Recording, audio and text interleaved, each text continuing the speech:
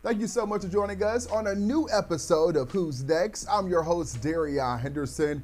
You know, here at WMBF News, we've been having a good time with our Who's Next series, meeting some phenomenal people, right? Some phenomenal up-and-coming young people who are really shaking up the scene, both in the Grand Strand and now in the PD. You know, we focus on the Grand Strand a lot, but I heard about a young woman in the PD that's doing some phenomenal work that we just had to talk to. So I called her up. I'm telling y'all, within minutes, even seconds, I knew we had to have her on this show. So let's give a hand and welcome Tabitha James to the show. Woo, woo, woo, woo, woo, woo, woo, woo, woo, woo. Tabitha. What's up? Thank you so much for joining us. Yes, thank you for having me. I'm super excited. Super excited. I'm happy that you're excited because we're about to have quite the conversation. Quite the conversation. Let me tell you, I have a lot of questions for you, a lot of conversations. So you just be ready, all right? Okay. All right now, all right. So when people ask, like, okay, who is she? I'm pretty sure folks probably sitting at home right now, maybe listening, you know, in their car or something of that nature. Like, okay, well, who is Tabitha then? You got her on the show. Let me tell you, I mean, quickly you realize, you know, you're a strategist. You're an author, you're a speaker, you're a little bit of everything. You're involved in a little bit of everything in the community. So y'all probably seen her maybe once or twice, 3 times and not even know that she's in your presence. But for you, you know, a lot of people in our generation, right? It's like, you know, okay, well, who is she? So you go to her Instagram page, you be like, okay, this her, right? This her. Anyway, okay, well, who is she still? What would you like to say people answer when they say, okay, well, who is she? What you want them to say? She is vibrant. Okay. She is eccentric. She is engaged. She's impactful yet intentional in that impact. So that's just a little snippet of what I would like if people had about 10 seconds to describe me. I would like for them to kind of start with that, right? Because it could seem like, whoo, she's all over the place. I don't know where she is, but I know she's doing something that is yet intentional and impactful. Absolutely. You know what I heard when I asked, well, who is she?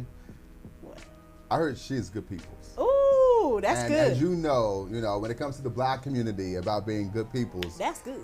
That tells you everything. That's a sign off. That's your signature. That's literally your signature. That's your signature. She good people. Yeah, that's it. That's it. I don't need to hear no more. That's all I need. That's all I need. She good people. Listen, I know she's going to be there, and she's going to be present. Yes. And she's going to give me the resources and everything I need, and it's going to be a two-way street. Yep. And that's lovely. That's lovely. That's lovely. All right. So now we got who she is. Let's talk about, those humble beginnings and where you come from. So you're from Lakeview, right? Yes. Not a lot of folk live in Lakeview. The population is literally not even 1,000. And I actually live outside of the city or the town limits. So I don't even live in Lakeview, right? No, yeah. So, I mean, I'm from Lakeview, but I do have a different address because I do live outside of the town limit. So I have a Nichols address, and just depending on what day of the week it is, it depends on what county that falls in. That's just how rural it is, though. Yeah, so I'm from Lakeview. That's where I grew up primarily. I've lived a few other places, so I spent some time in Trenton, New Jersey, and some time in Florence, South Carolina. But the most of my youth, the bulk of it, was spent in Lakeview, South Carolina. Country girl, went to church. Backwoods. Backwoods.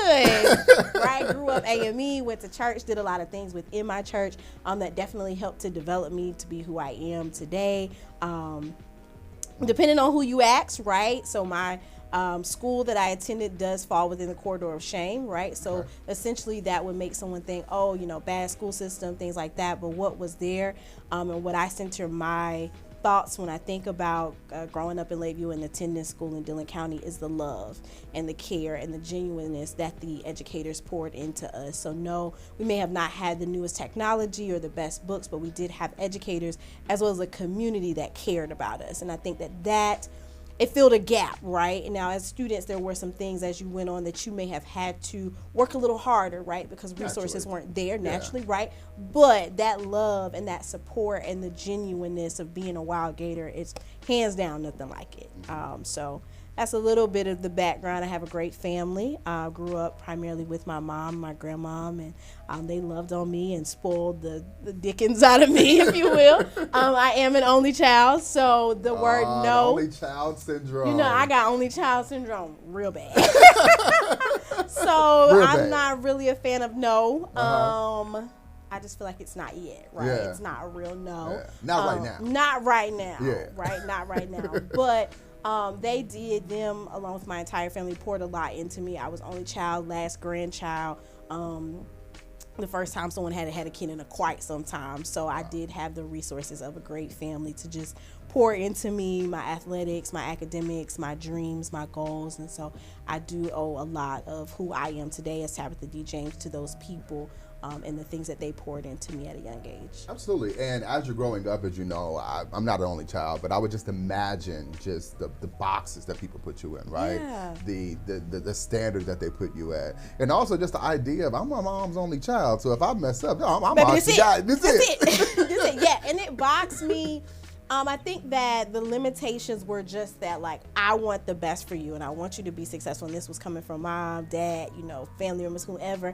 And what the best for me was never something that looked like a box, right? Yeah. Like, I'm going to go to college, but I'm going to do it my way, right? I'm going to start my career at a very young age, but I'm going to do it my way, right? I'm not going to allow y'all or society or anybody's wants and desires of me to deter me from what I know that I want. And that's a lot, especially I would imagine growing up in a small town. I guess we all kind of consider, I grew up in St. Louis, hundreds of thousands of people. But, even in that space, you still have that small community, right? Yep. It's like a small community, a small town, even within this big city. Yep. That, you have standards put on you and things of that nature. And you were talking about like those boxes. And there's so many boxes that people put you in. Okay, well, your mom, grew you up in this environment, so I expect this out of you. Yes. I expect that out of you. I expect that. How was it trying to break out of those boxes? So I basically really used what they taught me. I won't say against them, but against them, yeah. Right? I was raised to be, independent, a strong thinker, all of these things. So I'm going to use this to now make my own decisions. And because I'm stepping so far out of a box, I'm just going to prove you wrong. And it's not going to be I need to come back in, 5 or 10 years and say, I was right. It's not that. Just let my success and my drive and my willingness to take risks, let that be the proof that I wasn't as crazy as y'all thought I was. So that was really, really, really what helped me. It was still hard though, right? It was still very hard because I did take risks that were not in alignment with what I think others may have had in mind that I should have done, but it felt right. I also got a pretty good head start as I did these things pretty young. So I was like, if things don't work out, I'm just going to try something else, right? Absolutely. Like I'm just going to do something else and it's going to be okay. And I trust me. And I just ask that if you all know I haven't made too many horrible decisions, just trust me. Give me your blessing. Even if you don't understand exactly what it is I'm doing or what I'm aiming for, I don't either. But in my mind and with the resources that we have in this day and time, I'm going to collectively figure it out along the way. And that's just what I've been doing. Do you think like those boxes go back to generational curses that we have sometime, in the Black community of like, well, this is what it was when I was growing up. This is what it was when grandma was growing up, which we're living a totally different world now. Totally different world. So what it was back with grandma and grandpa and uncle, it's totally different now where I can't move in that way. But we also, thankfully have so many more resources now that's available that we can use them to our advantage, which means we have to move in a different way than y'all used to do it back in the day. Right. I try to use the word, it's a generational advantage that we have, right? Because we do have access to resources, because we do have these computerized phones in our pockets, we do have the ability to look things up, to communicate with other people that we may have not known had it been 50 years ago. I like to say that that's an advantage that we can use to develop lives that just look totally different than what it may have looked like had we been born in a different generation at a different time. But I think that even when people have your best interest at heart, sometimes they are allowing curses or fear or their own failures or their own insecurities to lead them in what they say to you. So I'm always like, I'm gonna take what I need and I'm leaving the rest, okay? Because a lot of times the things that they were saying that were maybe meant to kind of box in or felt boxish, some of those things I value, Yeah. right? Showing up on time, even though I Yeah. struggle sometimes, right? Yeah. You know, dressing the part or being, you know, articulate, if you will, but putting a little flair on it, right? yeah. You know, doing the things, going Yeah. to, I don't, you know, regret that they told me to go to college. I had an amazing college experience, and that is where I began building a wonderful network that I'm able to lean on today, right? But like I said, I did it my way, you know?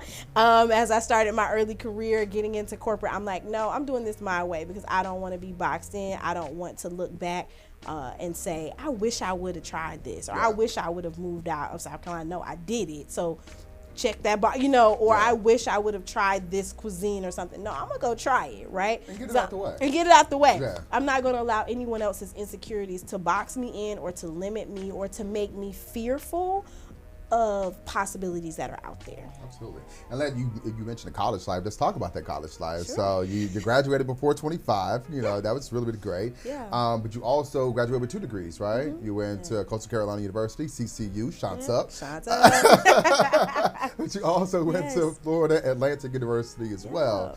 How was it going to those 2 colleges and, you know, getting those 2 degrees at such a young age? So it was very inspiring now that I look back at it, Yeah. right? Because as a student, you know, 15 years ago almost, that went to Coastal, I was a little timid, right? Coastal is not a huge institution, but when I graduated with 69 other people. So leaving that space to go to an institution with 15, 16,000 students that have been taking classes that I didn't even know you could take, right? It was a little intimidating, but I was able to really leverage the opportunities that were there to be able to build a solid foundation for my future. I was very involved. I was very inquisitive. I asked questions of my professors, of the student service professionals that were working there, and of other students, right? Because you're from different places, you may have had different experiences than myself. So I was able to like fully engulf myself, not only in being a Coastal student, but being a member of the Grand Strand community, right? So that was where I level set, like what do I want my philanthropic life to look like? How do I get engaged with the NAACP? I found a church home there. I worked in the community. So I really engaged myself in being a community member there, and that really set me up. So senior year, and I'm like, what am I gonna do next? And one of my mentors was like, hey, I have an opportunity for you to come to Florida. You can go to school for free, but you gotta move to Florida. And I was like, oh, Yeah. okay. South Florida is 10 hours away from my house. Especially if it's something familiar. Yes. You know, so, leaving something that is super familiar, which I didn't do until 3 years ago, moving out here for my job here, like, that's a lot. That's a lot at that 21. I don't think people don't think about a lot. You know what I mean? Like getting up and just leaving and going somewhere else. Be that an amazing opportunity like free education. Because listen, you say free, you got me. You say free, you got my ear. So I'm listening, Yeah. right? And so he's telling me about the opportunity, and I'm at work, and I'm just like, you know what? I'm gonna do it. Why not? Why not? So I told my parents. They have never been discouraging. Gotcha. So that definitely helped me jump. Now, I'm not going to say they weren't hesitant. I'm not going to say they didn't ask Naturally, a they few are. questions, As right? parents, right? But I am so grateful that they didn't say, well, you can't do that, or they never down talked it. I guess they were just praying late at night that I was going to be okay because I decided to go anyways. Yeah. And so I packed I had a Nissan Sentra at the time, and I packed that thing small on car. up, little small car. I packed it down, okay? Yeah. And a friend and I drove to West Palm Beach, and I moved there for graduate school shortly, about 6 months after I graduated from undergrad. So I went there for graduate school, and it's still to this day, to date, one of the best decisions I ever made. It took me so far out of my comfort zone, right? South Florida is a totally different world than South Carolina. My best friend did move down there also, so we had each other, but that was it, right? Everything we knew was 10 hours away. So we had to, establish Really lean on each other. Each other, establish new friendships, figure out how to get from point A to point B. Of course, GPS, right? But thinking about different routes, traffic is different, the cost of living is different. Everything was just different. And at such a young time, we were 21 and 22. So to make such a courageous decision, I'm yet and still, like I said, one of the best decisions I ever made. And I'm very proud of us for stepping out and doing it, because we could have been like, no, let's just wait a little while longer, right? But And what good is that? What good is that? Absolutely. You know, what is time? Yeah. And you also got involved within like organizations as well. Naturally, pretty sure the camera's been on you a couple of times and saw your pen. You're a woman of Alpha Kappa Alpha. So just talk about being involved into that organization as well and how it pretty much shaped you up. Sure. So I joined AKA pretty young too. I was a senior in college, but I was still just 21 years old. Gotcha. So over the last 10 years, being a member of this organization has changed my life in ways I never imagined. So I was introduced to AKA, by my family members. So my mom is an AKA or was an AKA. My father's my father is an Omega. I have several aunts that are, you know, Deltas or Sigma Gamma Rhos, several uncles that are Kappas and in other organizations. But there was something about that pink and green, right? And so I did my research, and I was like, okay, I think this is the one. I wanted to make sure I wasn't making the decision just because of my mom or just because of my stepsister. Like, I wanted it to be for me. So it was, and ever since I've been a member, I say it as a cliche. It's really not cliche. It has really changed my life. Being able to look up to other women that are killing it in their careers, killing it with their families, able to travel, able to build wealth, able to set an example for future generations, and looking at those women over the years has really helped me to develop my own plans. I took that same inquisitive nature that I took to college into the organization, so I didn't mind. Even now, I still don't mind. Like, if I want to know something about, you know, someone's career, or how did you retire early, how did you buy this, you know, how did you do that, I'm not afraid to go ask. The only thing you can do is tell me no, or not respond, or whatever, but or not right now. Right, or not but right now. I took that first initial step. I took that first initial step. And that's what keeps a lot of people back, I believe. Yes, I feel asking. people out, though. I feel people out, and if I feel that, you know, we have a connection, I'm not just going to walk up like, hey, how much you make, right? Yeah. But, you know, if I feel a connection with the sister, especially older sisters, I'm like asking questions because I am yet and still developing this life as a young professional. And so if there's some wisdom that they can impart in me that can help me along my way, why not? That is a, you know, automatic resource of being connected to so many amazing women, and especially looking at Black women that have just taken hurdles after hurdles after hurdles. Like, you might be the first lawyer at your firm. You may have been the first woman in your company to, you know, do this or do that, and you are a Black woman that I can look up to, or that I can also connect you to a younger sister. So it has just continued. I could go on and on and on and on. Absolutely. As how it developed me and how it allowed me to step into leadership roles that have stretched me, but have also helped to develop who I am as a person and as a professional, because I take a lot of opportunities, right? I go to conferences, I go to other events in other cities and other states, just to make sure that I'm, one, staying current in the organization, but also in using that organization to my benefit, to network, to socialize within it as well. Yes. Which goes right into your life work, right? It's what you do. Your life work. What you do, which is marketing, which is getting out there, talking to people and things of that nature. And you work with small businesses, which is really important. You know, small businesses who sometimes really don't even have the budget for those situations, you know, are not going to be the ones that you see on your commercials or things of that nature, but still need to be able to get their business out there. Right. Actually, we're sitting in one right now, right? Royalty Day Spa here in Derrion, South Carolina. You know, how is it working with those smaller businesses, being a part of their marketing and making sure that they have a good message out there?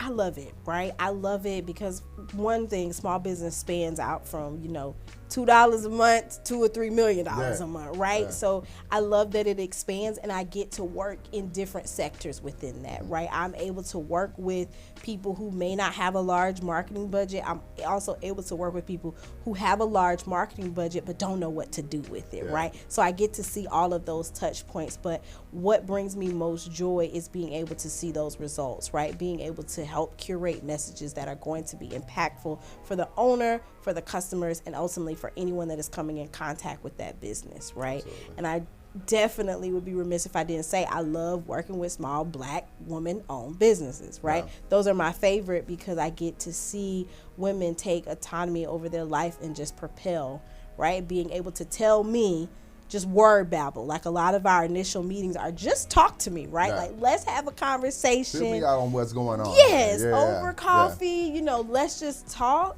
and then let me come back to you with a proposal based on what we talked about. And most of the time that just, it's very mind-blowing, if you will, because of what we're able to extract by just allowing someone to talk. Yeah. And let it out. So when you look on and when you take on new clients, what do you look for in those businesses? I'm looking for someone that is dedicated and really wants to grow, right? People that are willing to stretch their limits. They're not wanting to piece things together. They really want to invest in the process to ultimately grow their business, right?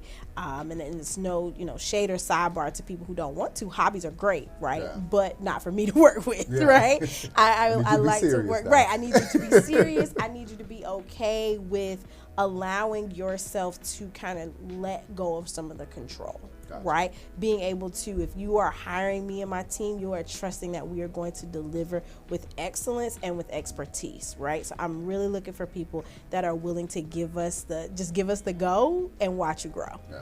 And you also kind of dibble and dabble within the tech community and the tech industry as well, which is a hot industry right now. I mean, it's drawing back just a little bit, after like a real big, pandemic push. It's starting to kind of, slowly come back to be like, okay, I think we kind of went a little bit too far, but it's still a hot industry right now. Why did you get involved within that industry? So it happened through mentorship, right? Gotcha. So one of my mentors started working in tech, specifically in D&I in tech, and he brought me in as a speaker for one of the companies he was contracting with, and just the process was very seamless. I was able to meet some very great people, and I was able to, once again, be inquisitive and ask some questions about what they were looking for down the line over the next few years. So being able to take from those conversations, okay, how can I see myself interweaved into this process? Do I see myself just wanting to be like, oh, this is the hot new thing, or do I really see an avenue here, right? So you can ride the waves, but riding the waves is only going to get you so far. Impactful and intentional. Bam. Right? So if it is not intentional, it doesn't like, as long as there's no alignment, I'm not interested, right? So I was able to dive into some of the avenues there, being able to talk to people, especially like he introduced me on the D&I side, and then I went and found people that work in social impact and giving and philanthropy and things that really. And what's D&I? D&I, diversity and inclusion. Gotcha. Yes. And so being able to go from those to go over and talk a little bit about philanthropic efforts and social impact and how our corporate giving works and things like that in the tech space has really began to spark my interest, and I've been able to dibble and dabble in some things over there. Okay, so that's pretty much kind of like your life work. That's what pays the bills. That's what pays the bills. You got to pay them bills. Keep the lights on, keep me looking good, keep me eating good, keep the face on, keep the face on, keep that get car your everything, going. Yes. Keep the car going, keep those wheels turning. Yes. But you also have a lot of civil work, which you call heart work, which is when you said that on the phone when we were talking, I'm like, oh, I gotta take that. I gotta take that along with me. Yeah. Put it in your pocket. Yeah, you have a lot of hard work that you do. It's a big heart now. Now I was like, I got a heart. I have a little heart work, but like your heart is this. And you are not the Tin Man. You have the heart because you have so much. You have a youth mentoring program called She Is Me, where you have mentored. You said over like 40 women, young girls, since 2016. What do you do with them? Yeah, so the ultimate plan, right, is for them to have a viable plan for exiting high school, right? Which is important. Which is very important. A lot of people because don't know what they want to do, how to do it, when to do it, and where to go. There you go. All you need is a plan, right? Exactly. The universe, God, whomever you celebrate and chime into along with life experiences is going to take you where you need to go. But if you don't have a plan, you don't go nowhere, right? Nothing's going to happen. So making sure that they have viable plans that they are able to use as a guide as they transition out. So whether that's transitioning to military, transitioning to a trade, or transitioning into higher education, we are dedicated to supporting them through that by exposure, right? Exposing them. I joked earlier today, actually, that I was telling a parent, I said, there's not many things that you can come to us and say your child wants to do that we can't get on the phone or through our social media channels and find them an example. Yeah. And that is important. Especially in today's world. Especially in today's world. It is important for them to be able to see a concrete human that has done what they're saying they want to do, especially that looks like them. Yeah. And so that is something that if I had to pride myself on one thing as it relates to the program, that is our unique proposition, hands down. Our network is very solid. We serve rural girls in South Carolina, primarily black girls. But our network expands across the nation, right? So we have people that give to our organization that have never seen rule, right? They wouldn't know rule if it slapped them, but they believe in the work that we're doing. They believe in the work that I'm doing. They believe in the people that I put in front of the students and the parents and the volunteers. And so they give, they come, they will meet us on Zoom. Some of them have flew to South Carolina for events. It's just a beautiful hard work, if you will. And like you were saying, it's all about, being visible. Yeah. Because if you don't see it, you don't believe it. Or you don't think it's attainable. Right. And so even in our spaces of being in positions of having leverage in the community, you would say, you want to make sure that we also are giving back. Something that we talked about with in our first podcast with Jared King. He's a chef in Myrtle Beach.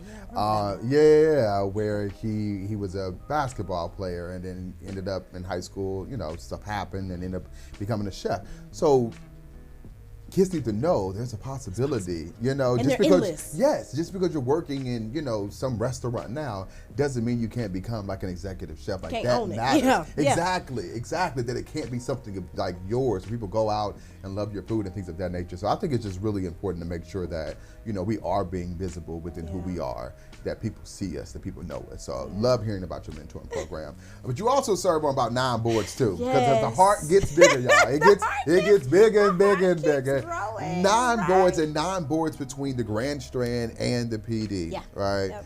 And 2 are national, but all the others are Grand Strand and PD. What are some of them? You don't gotta say all of them if you don't know it off the top of your head. I don't know if you just signing papers out there and not know who you signed with. I do know, but I will list them in no particular order. Okay. I am just going to ramble a few, if you will. So I serve on the Rural Area Leadership Board in Dillon County. That is, I'm starting with that one because that is one of the first boards, if I'm not mistaken, that I joined. When I moved back to South Carolina. I adore being there because I like being one of the youngest faces on the board, being one of the only black faces on the board, being one of the only female faces on the board. I think that it provides a perspective that may have not been articulated before. Also being quote unquote kind of techie. That's actually how I started out with the board. I was helping them with technology and social media. And then things have grown over time since then. I did a strategic partnership with them. I actually did serve a short while as the chair of the board.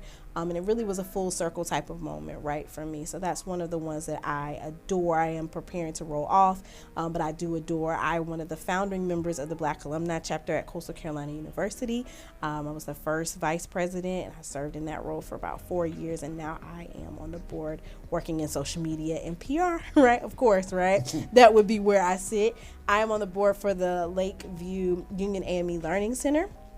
So that learning center is attached to my home church. So it definitely has a special place in my heart. I tutored there many moons ago. We won't say how many years. So now I count it an honor to be able to sit on the board, to be able to help with grant writing, to help with strategic development, to help with revitalization, things of that sort. Let's see what's another one. I'm the National Black Alumni Collective Board. So what that does. Number 4. Yeah, well, number 4. Okay. On that board, I specifically serve in partner school engagement, so working to engage partner schools across the nation to become a part of the collective. And what we do is support Black alumni chapters and councils at various institutions across the state or across the nation. So I did a national one and 2 hometown ones and a local one. So I'm gonna stop there unless you want me to keep going. It's okay. Listen, you stay busy. Just look you them stay up, y'all. busy. And then on top of that, you also have released books too, right? We have one of your books too here with us, which is called Dear Black Girl: Timeless Gems for Brown Girls Bound to Win. That title is already just something. Tell us what's inside of this book. Oh, that is my pandemic baby. So what that book is comprised of is, over the years at that time, I had been in contact in some way, shape, or form, whether that is by speaking, contracting, consulting, social media interviews, whatever, with over 10,000 Black women and girls. And what I did with that research was make it plain language, right? It's a chat with a homegirl about things that plague and probe Black women despite their socioeconomic status, where they may be from, what they may look like. It is just some general themes that we all may have in common, and that you can take those gems to apply to your life in day to day as you're growing through your career, as you're building wealth, as you're doing all the things. And take a snippet, right? It's one of those take what you need and leave the rest. And it is simply, it has been said in several of the reviews, it is just like having a conversation with a homegirl. Because I'm like, what's up? Yeah. Right? If that's your goal, you need to get to it. And I'm saying it just like that, right? So very minimally edited. I wanted it to be something that you can see the normalcy in doing things, right? Everything does not have to be perfect, but perfection can get there, right? You're never going to be completely perfect, but if you allow yourself to just simply be and be authentic and do your best, right? Your best. My best on Wednesday may not be the best on Friday. Listen. Because my best on them weeks when them 8 boards is calling a meeting is probably not the best, right? I tell people the second week of the month, don't call me, right? Because about 6 of them board meetings fall in the second week of the month, right? But when I think about, other weeks, you may get another version of excellence, right? One that I will hone in for the purpose of the conversation is being on the regional workforce committee, right? It has stretched my limits. It's put me in places that I didn't know, the things that I don't know, right? So sometimes I'm like, let me go ask more about that, right? As a Black woman, sometimes we don't feel like we have the ability to not know. Right? So when I talk about gyms, I talk about being transparent and being okay with asking a question. Right? Be okay with being in rooms where you are not the smartest person in the room. You're not the wealthiest person in the room. You may not even be the prettiest person in the room, but as long as you know that you're beautiful and you're confident and you come to the table knowing that you deserve that seat, you'll be fine. That's a gym. Absolutely. And it's commendable that you released the book, and we were talking about it, before we started the podcast, that, I released my own book back in 2019, and talking about just, the come up from How Do I to How Dare You, and it's a memoir. Yeah, thank you. It was a memoir that I wrote over a period of my own life where I felt as if I couldn't hold on to it anymore. I had to get back to somebody needed to know how I overcame some obstacles. And I felt as if I was a little nervous even when it came to releasing it, because, I was only 28, 29 when I released that book. And it's like recently releasing a memoir when you're 28, 29. It's like, okay, well, how much life have you lived that you want to release a memoir? So it's like, I felt like some older people, it goes back to those boxes. We're in the box of like, why are you releasing a memoir? Right. Like, what do you got to say that anybody else ain't doing? A lot. But exactly. But, I felt as if I had a story to tell. Yeah. And it's a story that I didn't want to hold on to anymore. I wanted to let the people know. Did you feel that when you were releasing the book? Like, those pressures of like, I'm confident about it, but like, I don't know. I definitely felt that. So my first life work or second life work, at this point, I've lived a few lives in a short time. I was a public speaker, and one of my speaking coaches and mentors and dear friend at this point was talking about having a book as a way to leverage opportunities for speaking. So I actually released my first book. I was working on it at 25 and then turned 26, or I was working on it at 24 and turned 25. Either way, fairly young. Came up against a lot of judgment and a lot of, what do you have to say type things. Number one was you're allowing your insecurities to lead me, and that's a no, right? We're not doing that. The second part was people who maybe have wished that they would have done it and they didn't. Once again, hit it on the nail. Not my problem. Bam. And third, I did have some insecurities, but I'm sharing this based on life to date. Right? And it may not be for the person that, has lived so many years, but it may be. Right? I knew who my target audience was, and I understood that assignment, and it did well. Right? Each of the books, even the one I did as a partnership with other women, each of them have done well because, as a peer marketer, right? I had my target audience in mind. And so if my target audience was a young lady who's, 19 to 25 and is trying to figure some things out and has been through some things, because age doesn't define that you've been through things. Age also doesn't equate to wisdom, right? There are some young people who have been through things that you could never imagine, right? So being able to articulate that and then share.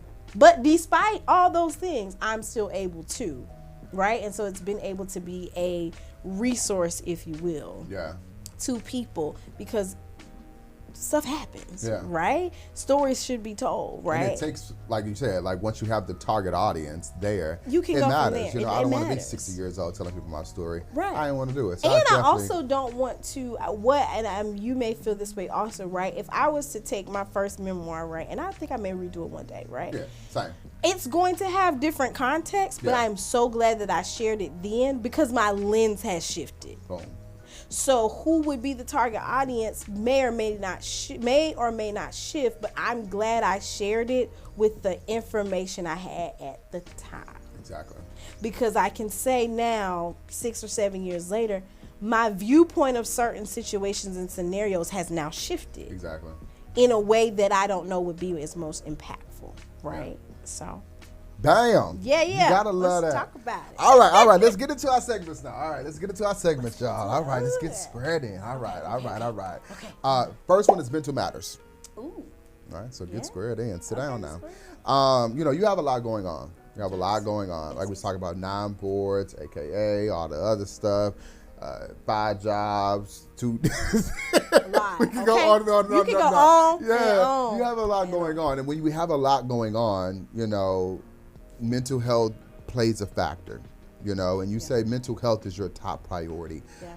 How do you prioritize your mental health, and what do you do? Y'all, I take care of me, okay? I go on trips. I go to therapy. I'm going to repeat that one. I go to therapy. I have Say it one more time. one more time for the people in the back. I go to therapy. And recently, I've added on an additional factor. So I did lose my mom early 2023, Sorry to hear my that. best friend. Thank you so much. And so I've added on grief counseling, right? So I add on things. There are experts that can help you with things that you don't need to do by yourself. So that one is important, right? The trips are great, the manicures, the pedicures, the sleeping in, those things are amazing, but sometimes our mind needs help, right? Sometimes we need to make sure we're okay, and we don't have to be in trauma to do that, right? It's not that I was in therapy prior to my mom passing, right? I was in therapy when there were things, all right, I've been in therapy for a long time because it is something that I am using as a preventative measure. And it's also an unbiased opinion, right? So I can go to my therapist and ramble off about my business, my clients, my headaches, my this, my that, without judgment, right? Sometimes with friends and family, it's like, well, this is the life you wanted. Yeah, that doesn't mean I don't get tired. Right. I love my career. I love my life. I love all of the things. I still get tired. Right. So therapy helps me with that. But also vacations. Yeah. I love good food. So I eat out. I'll spend on some dining, right? A little happy hour too. Right. I enjoy my friends. I enjoy my family. I enjoy just doing things that make me happy. And I have a balance, if you will, some harmony in life, right? In the busy seasons, I'm in it, right? I don't look nothing like this, y'all. I'm really relaxed and you know, having a really good time while I'm working. But when it's downtime, I'm sleeping in. I don't wake up early. I don't do the makeup and the glam and all the things. And I am a really chill home girl. I have a beautiful home in the middle of nowhere, and I enjoy being there. Quiet. You gotta love that. Yes. All right, so our next segment is I Say, You Say, all right? So within this, I say, okay, listen up. I say a word or a phrase. You respond with just one word. Okay. All right, cool. We're gonna go through 3 right now. All right. I say your favorite music artist. You say. Wow. That's not an artist.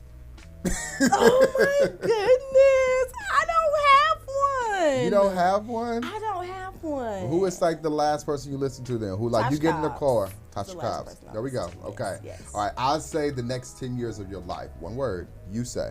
Amazing. Amazing. All right. I say fear. You say. Don't have it. Don't have it. All right. All right. Wrapping up 3 things. All right. 3 things. 3 things. Let's 3 do things. it. 3 things. What are 3 things unrelated to your life work, your heart work, all that work? What are 3 things about you that people would be surprised about? Number 1. Can we start with I don't have a favorite music artist?